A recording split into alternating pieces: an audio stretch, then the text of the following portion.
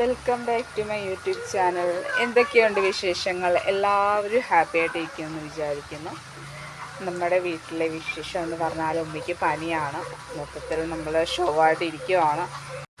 അപ്പോൾ ഗൈസ്, മമ്മിക്ക് പനിയായതുകൊണ്ട്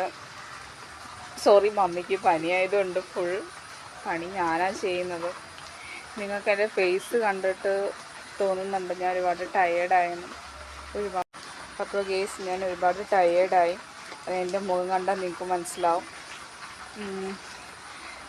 ഇപ്പോൾ മമ്മിക്ക് ഓക്കെ ആയിരുന്ന സമയത്ത് ഞാനൊന്ന് ഹെൽപ്പ് ചെയ്താൽ മതിയായിരുന്നു. ഞാൻ റെൻ്റ് ഹൗസിൽ താമസിച്ചിരുന്ന സമയത്ത് ഞാൻ ഒറ്റക്കാണ് എല്ലാ ജോലിയും ചെയ്തിരുന്നത്. അപ്പം ആ സമയത്തെന്ന് പറയുമ്പോൾ നമുക്ക് ഫുഡിൻ്റെ കാര്യമെന്ന് പറഞ്ഞാൽ നമ്മൾ കഴിച്ചാലായി, കഴിച്ചില്ലെങ്കിലായി, അങ്ങനെയാണ്. അപ്പം ഇവിടെ എന്ന് പറയുമ്പോൾ എന്താ പറയുക, എല്ലാവരും ചോദിക്കും കഴിച്ചില്ലേ എന്ന് ചോദിക്കും.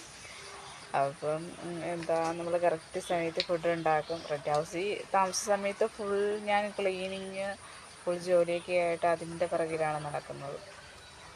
ഫുഡ് കഴിപ്പൊക്കെ എന്തെങ്കിലുമൊക്കെ എടുത്ത് കഴിക്കുന്നുള്ളൂ. അപ്പോൾ എന്താ പറയുക, മമ്മിയുടെ അസുഖം പെട്ടെന്ന് മാറട്ടെ. പിന്നെ ഞങ്ങളുടെ ഇന്നത്തെ വിശേഷങ്ങളൊക്കെയാണ്. ഇവിടെ നല്ല മഴയാണ്. മഴ തോർന്നിട്ടുണ്ട്.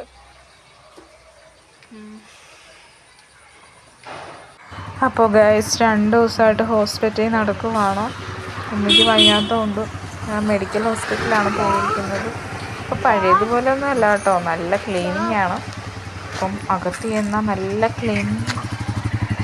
ഡോക്ടറെ കാണാനായിട്ട് ഞങ്ങൾ വെയിറ്റിംഗ് ആയിരുന്നു കേട്ടോ. അപ്പോൾ അങ്ങനെ ഇരുന്നപ്പോൾ ഞാനൊരു റീലൊക്കെ എടുത്ത് അത് ഞാൻ ഇൻസ്റ്റയിൽ അപ്ലോഡ് ചെയ്തിട്ടുണ്ടായിരുന്നു കേട്ടോ.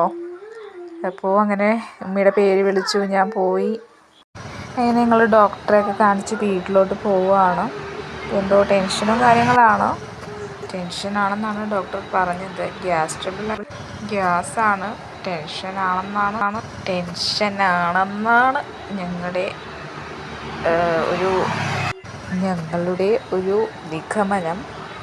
അങ്ങനെയാണ്. ആറ്റുനോട്ട് വളർത്തിയ മകളുടെ ജീവിതം ഇങ്ങനെ ആയല്ലോ എന്ന് ഓർത്തിട്ടായിരിക്കും മമ്മിക്ക് വിശേഷം. ഞാനും എൻ്റെ മകനും ഹാപ്പിയാണ് കേട്ടോ. ഞങ്ങൾ എൻജോയ് ചെയ്യല്ല നിമിഷം. ചില മനുഷ്യന്മാർ പട്ടിയുടെ വാല് പോലെയാണ്, ഒരിക്കലും നീളില്ല. അങ്ങനെയുള്ളവർക്ക് വേണ്ടി നമ്മുടെ ജീവിതം ഒരിക്കലും സ്പോയിൽ ചെയ്യരുത്.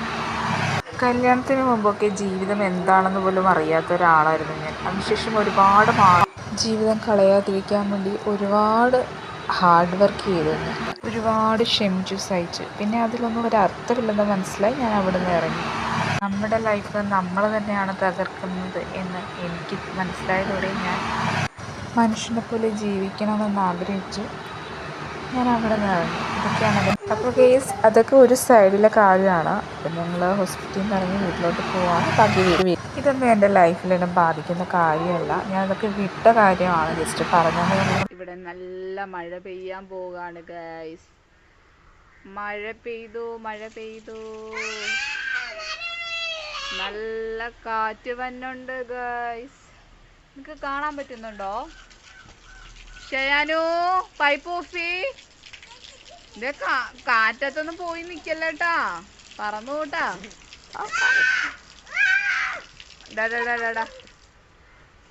വരൂ.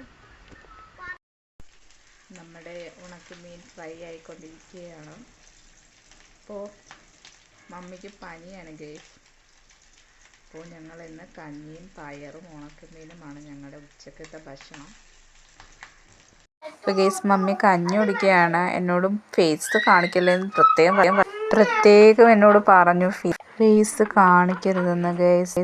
അപ്പോൾ നമ്മുടെ ഇന്നത്തെ വീഡിയോ ഇത്രേ ഉള്ളൂ. അപ്പോൾ എൻ്റെ വീഡിയോ എല്ലാവർക്കും ഇഷ്ടമായ ലൈക്ക് ചെയ്യുക, ഷെയർ ചെയ്യുക, സബ്സ്ക്രൈബ് ചെയ്യുക. Thank you. ബൈ.